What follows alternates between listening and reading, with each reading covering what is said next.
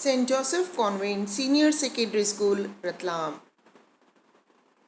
Class 11th और 12th के लिए हिंदी विषय में आज हम देख रहे हैं जनसंचार की विशेषताएं, उसके कार्य और रेडियो के बारे में संक्षिप्त जानकारी। आपकी पुस्तक का नाम है अभिव्यक्ति और माध्यम। यह जो टॉपिक हम पढ़ रहे हैं यह कक्षा और 11वीं में समान रूप से उपयोगी है। इसकी सबसे पहली विशेषता है जनसंचार में फीडबैक तुरंत प्राप्त नहीं होता है। जनसंचार के श्रोताओं, पाठकों और दर्शकों का दायरा बहुत व्यापक होता है, अर्थात टेलीविज़न भी एक जनसंचार का माध्यम है। तो हम यहाँ पर समझ सकते हैं कि यहाँ पर टेलीविज़न से प्रसारित होने वाले कार्यक्रम केवल 10, 15 या 50 लोग नहीं देख रहे होते हैं, उसमें लाखों करोड़ों लोग उसके दर्शक होते हैं। तो इस प्रकार जनसंचार माध्यमों का दायरा विशाल होता है और साथ ही उन जनसंचार माध्यमों का, चाहे टेलीविज़न हो, रेडियो, उन सब के लिए कहा गया है उनका गठन भी बहुत पंचमेल होता है। जैसे किसी टेलीविज़न चैनल के दर्शकों में अमीर वर्ग भी हो सकता है, गरीब वर्ग भी, शहरी भी, ग्रामीण भी, पुरुष, महिला, युवा एवं बूढ़े भी, लेकिन सभी एक ही समय टीवी पर अपनी पसंद का कार्यक्रम देख रहे हो सकते हैं। अर्थात ग्रामीण व्यक्ति हो सकता है उसकी पसंद का कुछ देख रहा हो, महिला अपनी रुचि के अनुसार कार्यक्रम देखती है, बालक अपनी पसंद से कार्यक्रम देखता है और ऐसी स्थिति में फीडबैक तुरंत प्राप्त नहीं होता, उसके लिए कुछ समय लगता है। यहाँ पर हम जनसंचार की विशेषताएं पढ़ रहे हैं, लेकिन मैं पुनरावृत्ति करूँगी जनसंचार क्या है। हम पिछले वीडियो में पढ़ चुके हैं जनसंचार अर्थात यांत्रिक माध्यम के द्वारा अपनी बात को, संवाद को, संदेशों को दूसरे लोगों तक पहुंचाना, यह जनसंचार कहलाता है और अंग्रेजी में इसे आप मास कम्युनिकेशन भी कहते हैं। दूसरा बिंदु है इसका, जनसंचार माध्यमों के जरिए प्रकाशित या प्रसारित संदेशों की प्रकृति सार्वजनिक होती है। सार्वजनिक अर्थात यह सभी के लिए होती है। आप इसमें देख सकते हैं कि चाहे रेडियो का कार्यक्रम हो, कोई भी उसे सुन सकता है। इस शहर या किसी अन्य शहर का व्यक्ति भी कोई भी उसे सुन सकता है। इसमें कोई सेलेक्टेड पर्सन सुन रहा हो, देख रहा हो, ऐसा नहीं है। और इसका अर्थ हुआ कि अंतर्वैयक्तिक अर्थात दो लोगों के बीच, अंतर्वैयक्तिक दो लोगों के बीच या समूह संचार की तुलना में जनसंचार के संदेश सबके लिए होते हैं। अर्थात यदि टीवी पर कोई जागरूकता फैलाने वाला विज्ञापन आता है, फिल्म आती है या समाचार प्रसारित किया जाता है, तो वह केवल एक ग्रुप के लिए नहीं, वह सभी लोगों के लिए होता है। हर कोई उसे देख सुन सकता है। जनसंचार संचारक और प्राप्तकर्ता के बीच कोई सीधा संबंध नहीं होता। संचारक अर्थात जो अपनी बात, संदेश हम तक पहुंचा रहा है, प्राप्तकर्ता रिसीवर। प्राप्तकर्ता यानी पाठक हो, श्रोता हो या दर्शक हो, संचारक को उसकी सार्वजनिक भूमिका के कारण पहचानता है। सपोज हम यहाँ पर संचारक मान लेते हैं न्यूज़ रीडर, चाहे वह अंजना काश्यप हो, अर्णव गोस्वामी हो या अन्य कोई। जब वे अपनी बात रखते हैं हमारे सामने तो हम एक दर्शक की भांति उनकी बात को सुनते समझते हैं और वे अपनी सार्वजनिक भूमिका के कारण ही पहचाने जाते हैं। व्यक्तिगत रूप से वे नहीं पहचाने जा रहे, वे अपनी सार्वजनिक भूमिका के कारण जाने जाते हैं। चौथा मुख्य बिंदु है यहाँ पर, अन्य रूपों की तुलना में जनसंचार के लिए एक औपचारिक संगठन की भी जरूरत पड़ती है। चाहे समाचार पत्र हो, चाहे रेडियो हो, चाहे टेलीविजन हो, उसको प्रकाशित प्रसारित होने के लिए एक औपचारिक, एक फॉर्मल संगठन की भी जरूरत है। औपचारिक संगठन के बिना जनसंचार माध्यमों को चलाना कठिन होता है। जैसे समाचार पत्र किसी न किसी संगठन से प्रकाशित होता है, जिस संगठन का नाम वह दैनिक भास्कर हो सकता है, नई दुनिया हो सकता है, पत्रिका भी हो सकता है। यहाँ रेडियो का प्रसारण किसी रेडियो संगठन की ओर से किया जाता है। पांचवा और मुख्य बिंदु है, जनसंचार माध्यमों में ढेर सारे द्वारपाल होते हैं। द्वारपाल किसे कहते हैं आप जानते हैं, जो दरवाजे पे खड़ा रहकर चौकीदारी करता है कि दरवाजे से कौन अंदर आएगा या कौन बाहर जाएगा, उसकी अनुमति होनी जरूरी है। द्वारपाल वह व्यक्ति है, व्यक्तियों का समूह है। हम यहाँ पर मीडिया की, जनसंचार की बात कह रहे हैं। द्वारपाल वह व्यक्ति या व्यक्तियों का समूह है जो जनसंचार माध्यमों से प्रकाशित, प्रसारित होने वाली सामग्री को नियंत्रित निर्धारित करता है। ऐसा नहीं है कि कोई भी न्यूज़ आई, कोई भी कार्यक्रम आया, उसे टेलीकास्ट कर दिया गया या उसे प्रकाशित कर दिया गया। उसके पहले निर्धारित किया जाता है कि मैटर कितना बड़ा होगा, कौन से बिंदु छपेंगे और कौन से बिंदु नहीं छपेंगे। तो ये सारी प्रक्रिया करने वाले लोग द्वारपाल कहलाते हैं और उन्हें हम अन्य भाषा में कह सकते हैं, जैसे संपादक है, उप संपादक। इस तरह किसी जनसंचार माध्यम में काम करने वाले द्वारपाल ही तय करते हैं वहाँ किस तरह की सामग्री प्रकाशित प्रसारित होगी। और इन द्वारपालों के नाम है, जैसे इनका समूह होता है, आप संपादक कह सकते हैं, उप संपादक भी कह सकते हैं, और भी इनके नाम होंगे। जनसंचार माध्यमों में द्वारपाल की भूमिका महत्वपूर्ण है। यह उनकी जिम्मेदारी है कि वे सार्वजनिक हित, पत्रकारिता के सिद्धांत, मूल्यों और आचार संहिता के अनुसार सामग्री को संपादित करें। अर्थात इन द्वारपालों के संपादकों की जिम्मेदारी है कि वे नैतिक मूल्यों के अनुसार, गाइडलाइंस के अनुसार अपनी सामग्री को प्रकाशित या प्रसारित करें और उसके बाद ही उनके प्रसारण का या प्रकाशन की इजाज़त दे। तो इस प्रकार इन संपादक, उप संपादक, सहयोगी संपादक पर जिम्मेदारी होती है संपूर्ण सामग्री का निर्धारण करने की। ये ही डिसाइड करते हैं क्या प्रकाशित होगा। हमने जनसंचार की विशेषताएं देख ली है। अब आते हैं जनसंचार के कार्यों पर। तो इसका सबसे पहला कार्य सूचना देना, शिक्षित करना, मनोरंजन करना, एजेंडा तय करना, निगरानी करना और विचार विमर्श के मंच उपलब्ध कराना। तो इसको हम डिटेल में पढ़ते हैं। सबसे पहला है सूचना देना। प्रमुख कार्य है सूचना देना। हमें उनके जरिए दुनिया भर से सूचनाएं प्राप्त होती है, चाहे कहीं पर तूफान आए या कहीं पर कुछ अच्छा कार्य हो।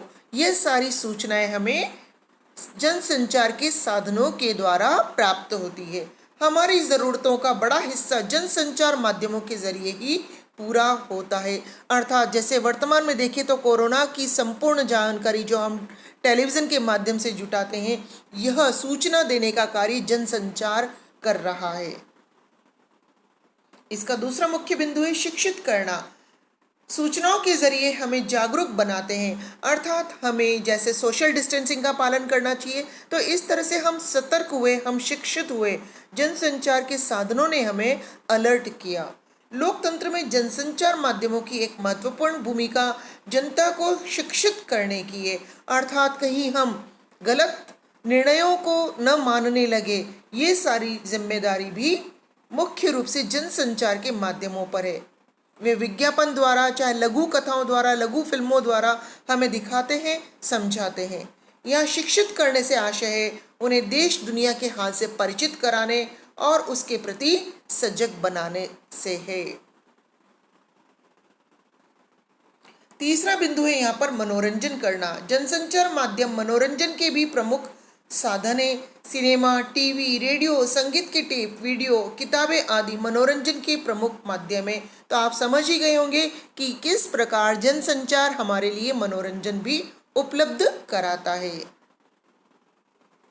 चौथा बिंदु है एजेंडा तय करना। जनसंचार माध्यम सूचना, विचारों के जरिए किसी देश, समाज का एजेंडा भी तय करते हैं। एजेंडा तय करना अर्थात समाज किस मुख्य बिंदु की ओर, लक्ष्य की ओर बढ़ना चाहिए।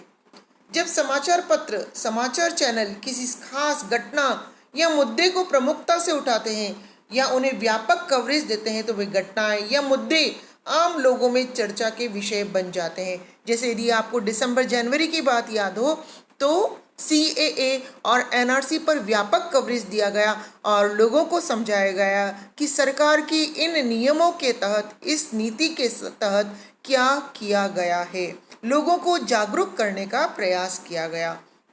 किसी घटना या मुद्दे को चर्चा का विषय बनाकर जनसंचार माध्यम सरकार, समाज को उस पर अनुकूल प्रतिक्रिया के लिए बाध्य भी करते हैं। और किसी मुद्दे पर यदि जनता सहमत नहीं है, कुछ अनुचित दिखाई देता है, तो जनसंचार द्वारा उस मुद्दे को चर्चा द्वारा उठाया जाता है, सरकार का ध्यान आकर्षित किया जाता है, जनता भी उस पर सतर्क होती है और इस तरह से कोशिश की जाती है कि गलत काम या गलत निर्णय न हो। प्रश्न यहाँ पर पांचवा बिंदु है निगरानी करना। जनसंचार माध्यम किसी सरकार संस्थाओं के कामकाज पर भी निगरानी रखते हैं, यह भी मुख्य बिंदु है।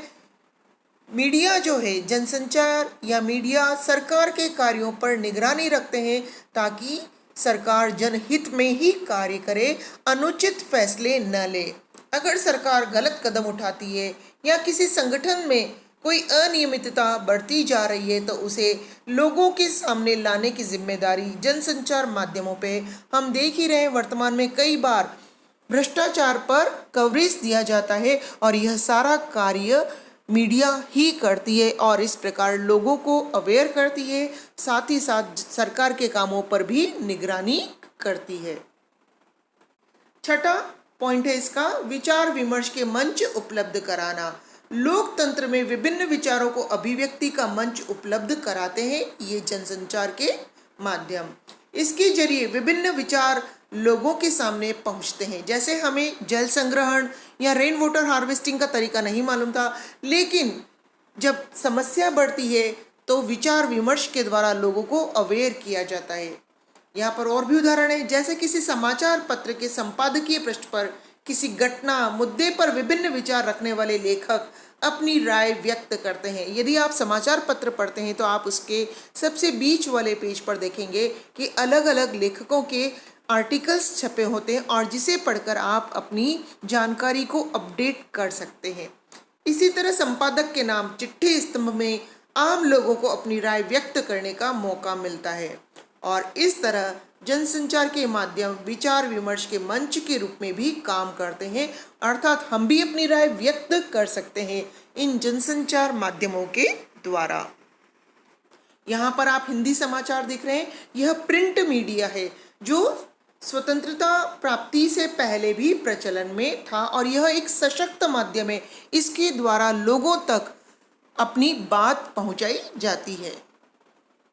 जनसंचार की सबसे मजबूत कड़ी है पत्र पत्रिकाएं या प्रिंट मीडिया। आप कह सकते हैं कि टेलीविज़न, रेडियो, इंटरनेट भी मजबूत कड़ी है, लेकिन इसके लिए हम कहेंगे पत्रिका या प्रिंट मीडिया ही सबसे मजबूत कड़ी है। हालांकि अपने विशाल दर्शक वर्ग तीव्रता के कारण रेडियो और टेलीविज़न की ताकत ज़्यादा मानी जा सकती है, लेकिन वाणी को शब्दों के रूप में रिकॉर्ड करने वाला आरंभिक माध्यम होने की वजह से प्रिंट मीडिया का महत्व हमेशा बना रहेगा। आप इस प्रिंट को, पत्रिकाओं को, अखबार को समेटकर लंबे समय तक सहेज करके रख सकते हैं। ये आपके लिए प्रूफ का भी कार्य कर सकते हैं। दुनिया में अखबारी पत्रकारिता को अस्तित्व में आए 400 साल हो गए, लेकिन भारत में इसकी शुरुआत सन 1780 में जेम्स ऑगस्ट हिकी के बंगाल गजट से हुई।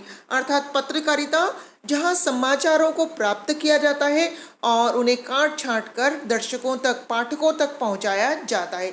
इन सारी पत्रकारिता को आए दुनिया में 400 से ज़्यादा साल हो गए, लेकिन भारत में यह आया सन 1780 में। जेम्स ऑगस्ट हिकी ने बंगाल गजट से इस न्यूज़पेपर की शुरुआत की और यह कलकत्ता में प्रकाशित हुआ था और यह अंग्रेजी भाषा में पब्लिश हुआ था। हिंदी का पहला साप्ताहिक पत्र था उदंत मार्तंड।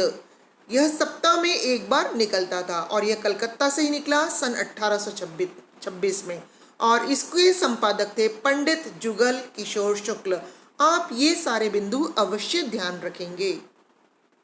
यहाँ पर हम देख रहे हैं अमर उजाला, नव भारत टाइम्स, दैनिक जागरण, जनसत्ता, हिंदुस्तान, ये सारे आज़ादी से पहले के या उस समय के प्रचलित समाचार पत्र रहे हैं। आज़ादी के बाद के प्रमुख हिंदी अखबारों में है नव भारत टाइम्स, जनसत्ता, नई दुनिया, राजस्थान पत्रिका, अमर उजाला, दैनिक भास्कर, दैनिक जागरण और पत्रिकाओं में नाम लिया जाएगा धर्मयुग, साप्ताहिक हिंदुस्तान, दीनमान, रविवार, इंडिया टुडे और आउटलुक। इनमें से कई पत्रिकाएं आज बंद हो चुकी हैं। आज़ादी के बाद के हिंदी के प्रमुख पत्रकारों में से नाम आपके सामने प्रस्तुत है। सच्चिदानंद हीरानंद वात्स्यायन अज्ञे, यह पूरा एक नाम है। रघुवीर सहाय, धर्मवीर भारती, मनोहर श्याम जोशी, राजेंद्र माथुर, प्रभाष जोशी, सर्वेश्वर दयाल सक्सेना, सुरेंद्र प्रताप सिंह, इन सभी का नाम लिया जा सकता है। ये आज़ादी के बाद के पत्रकार हैं। अब हम अपनी इस स्लाइड पर रेडियो का चित्र देख रहे हैं। आप सोच रहे हैं रेडियो अचानक से क्यों? तो अब हम रेडियो के बारे में कुछ संक्षिप्त जानकारी प्राप्त कर रहे हैं। तो रेडियो पत्र पत्रिकाओं के बाद जिस माध्यम ने दुनिया को प्रभावित किया है वह है रेडियो। 1895 में जब इटली के इलेक्ट्रिकल इंजीनियर जी मार्कोनी ने वायरलेस के जरिए ध्वनियों और संकेतों को एक जगह से दूसरी जगह भेजने में कामयाबी हासिल की, तब रेडियो जैसा माध्यम अस्तित्व में आया। पहले विश्व युद्ध तक यह सूचनाओं के आदान प्रदान का एक महत्वपूर्ण औजार बन चुका था। तो आप याद रखेंगे 1895 में जी मार्कोनी ने रेडियो का प्रारंभ किया। भारत की बात करें, 1921 में मुंबई में टाइम्स ऑफ इंडिया ने डाक तार विभाग के सहयोग से संगीत कार्यक्रम प्रसारित किया। नेट पर और भी जानकारी उपलब्ध है, आप वहां पर जाकर भी भारत के संदर्भ में देख सकते हैं। 1936 में विधिवत ऑल इंडिया रेडियो की स्थापना हुई। ऑल इंडिया रेडियो, जिसका शॉर्ट फॉर्म है AIR, और आज़ादी के समय तक देश में कुल 9 रेडियो स्टेशन खुल चुके थे। लखनऊ, दिल्ली, मुंबई, कलकत्ता, मद्रास, तिरुचिरापल्ली, ढाका, लाहौर और पेशावर। तो आप समझ चुके होंगे अंतिम 3 ये बंटवारे के साथ पाकिस्तान में चले गए। इनमें से 3 रेडियो स्टेशन विभाजन के साथ पाकिस्तान के हिस्से में चले गए, अर्थात आज़ादी के समय हमारे पास 6 रेडियो स्टेशन थे। 1993 में FM अर्थात फ्रीक्वेंसी मॉड्यूलेशन की शुरुआत के बाद रेडियो के क्षेत्र में कई निजी कंपनियां आगे आई, लेकिन अभी उन्हें समाचार और समसामयिक कार्यक्रमों के प्रसारण की अनुमति नहीं है। 1997 में आकाशवाणी और दूरदर्शन को केंद्र सरकार के नियंत्रण से निकालकर प्रसार भारती नाम से स्वायत्त शासी निकाय को सौंप दिया गया। यहाँ आप ध्यान में रखें, पहले तक 1997 तक 1997 तक आकाशवाणी सरकार के अधीन थी, सेंट्रल गवर्नमेंट के अंडर में ही वह कार्य करती थी, और ऐसा माना जाता है कि सरकार के अधीन कार्य करने से रेडियो के कार्यक्रमों में कोई खासी प्रगति नहीं हो पाई, और तब उसे केंद्र सरकार के नियंत्रण से निकालकर प्रसार भारती में जोड़ दिया गया। यह एक स्वायत्त स्वतंत्र संस्था थी। असल में लंबे समय तक सरकारी नियंत्रण में रहने के कारण रेडियो में आ गई जड़ता, अर्थात एक प्रकार की स्थिरता आ चुकी थी, उसको तोड़ने की पहल 1995 में उच्चतम न्यायालय अर्थात सुप्रीम कोर्ट के एक फैसले ने की थी। आप यहाँ पर देख सकते हैं रेडियो का विकास कैसे हुआ।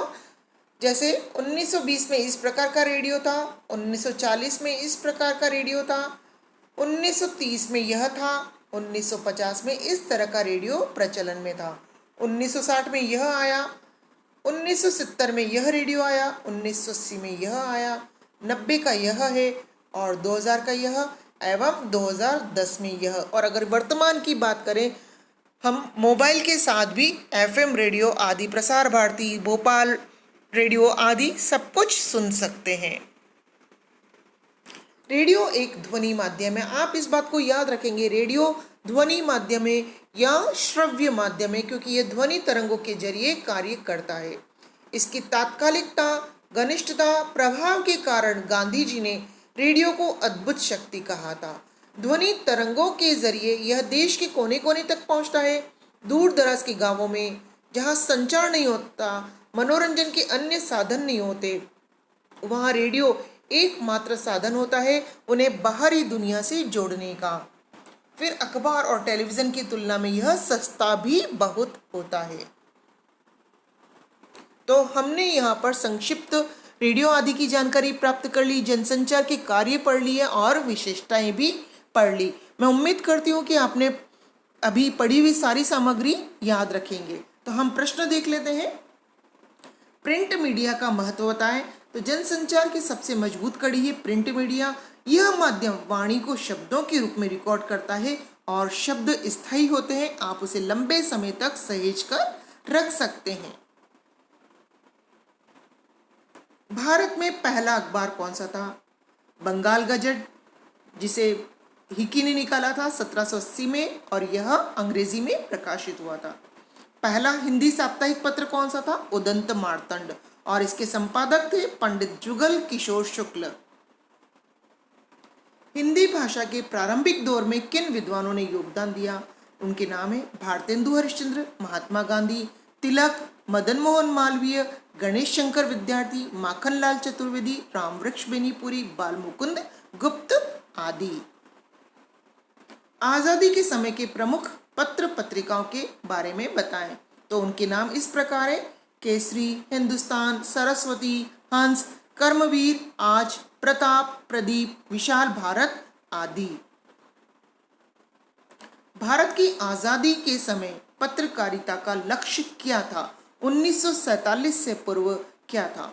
तो ये इसका उत्तर है स्वाधीनता की प्राप्ति। परंतु यह विडंबना कहे, समाज का एक दुखद सत्य कहे, 1947 के बाद कुछ वर्षों तक तो पत्रकारिता में अच्छाई बरकरार रही, लेकिन समय के साथ साथ यहाँ पर यह भी पैसों के पीछे दौड़ने लगे। वे ही न्यूज़ प्रकाशित की जाने लगी जिससे उनको मुनाफा हो।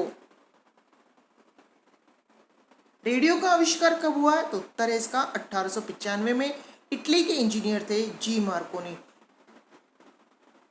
ऑल इंडिया रेडियो की स्थापना कब हुई? सन 1936 में। गांधी जी ने रेडियो को अद्भुत शक्ति कहा है, क्यों? रेडियो की तात्कालिकता, घनिष्ठता, प्रभाव के कारण गांधी जी ने इसे अद्भुत शक्ति कहा था। मैं उम्मीद करती हूँ कि आपको यह वीडियो पसंद आया होगा और आपने इसे ध्यानपूर्वक पढ़ा।